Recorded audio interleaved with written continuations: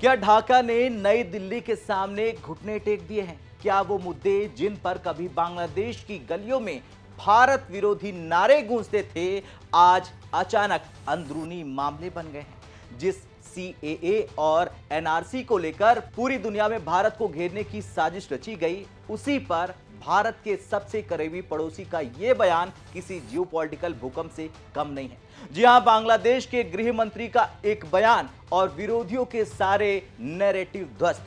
आज भारत तक पर हम उस पर्दे के पीछे की कहानी बताएंगे कि आखिर कैसे भारत की कूटनीति ने बांग्लादेश को यह कहने पर मजबूर कर दिया कि सीएए एनआरसी भारत का हक है, हमारा इसमें कोई दखल नहीं है। वीडियो के अंत तक बने रहिए क्योंकि आज सच से पर्दा उठेगा। दरअसल बांग्लादेश के गृह मंत्री सलाहुद्दीन अहमद ने एक प्रेस कॉन्फ्रेंस में वो बात कह दी जिसकी उम्मीद शायद भारत के विरोधियों को बिल्कुल नहीं थी। उन्होंने साफ शब्दों में कहा कि नागरिकता संशोधन अधिनियम यानी सीएए और राष्ट्रीय नागरिक रजिस्टर्ड यानी कि एनआरसी पूरी तरह से भारत का आंतरिक कानूनी और प्रशासनिक मामला है। यह सिर्फ एक बयान नहीं था दोस्तों, बल्कि ये एक डिप्लोमेटिक सरेंडर था। जरा गौर कीजिए, ये वही बांग्लादेश है जहां साल 2019 में इन कानूनों के खिलाफ विरोध में हिंसक प्रदर्शन हुए थे। लेकिन आज बांग्लादेश के गृह मंत्री कह रहे हैं कि बांग्लादेश की इसमें टिप्पणी करने की कोई गुंजाइश है ही नहीं। अब दोस्तों सवाल उठता है कि इसे सरेंडर क्यों कहा जा रहा है? तो देखिए, इसके 3 बड़े रणनीतिक कारण हैं। पहला, शेख हसीना युग के बाद का बदलाव। जी हां, बांग्लादेश की नई व्यवस्था समझ चुकी है कि भारत से टकरा कर वो अपनी अस्थिर अर्थव्यवस्था को नहीं बचा सकते हैं।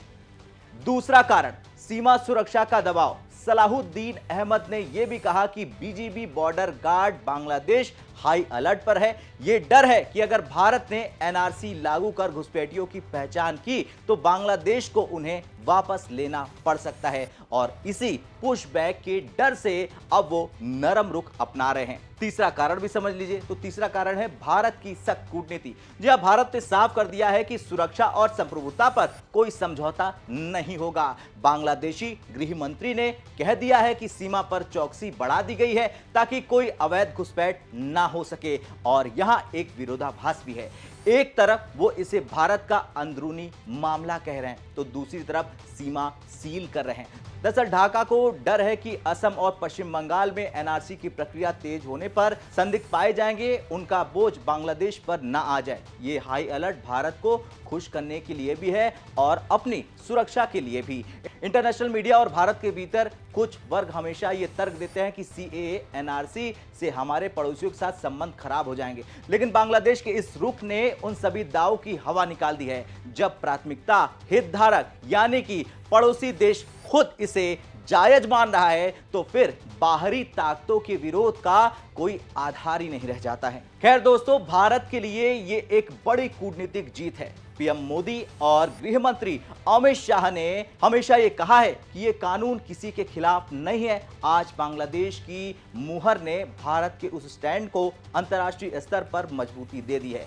ये संकेत है कि दक्षिण एशिया में भारत की बात अब पत्थर की लकीर बनती जा रही है। तो क्या हम ये मान लें कि अब सीएए और एनआरसी को लेकर पड़ोस से कोई विरोध नहीं होगा, या तो ये तूफान से पहले की शांति है? बांग्लादेश का यह सरेंडर बताता है कि जब देश की कूटनीति मजबूत होती है तो विरोध करने वाले सुर भी सुर मिलाने लगते हैं। अब मेरा आपसे सवाल है दोस्तों, आपको क्या लगता है? क्या आप भारत को एनआरसी की प्रक्रिया और तेज कर देनी चाहिए? हाँ या ना में कमेंट कर अपनी राय जरूर दें।